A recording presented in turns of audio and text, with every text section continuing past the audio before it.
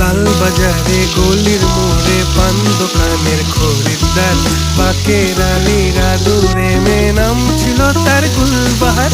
লাল বাজারে গলির মোড়ে পান দোকানের খরিদ্দার, বাকের আলীরা দূরে মেয়ে নাম ছিল তার গুলবাহার।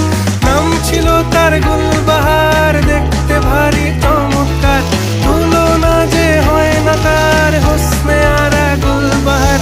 বাকের আলীরা দূরে মেয়ে নাম ছিল তার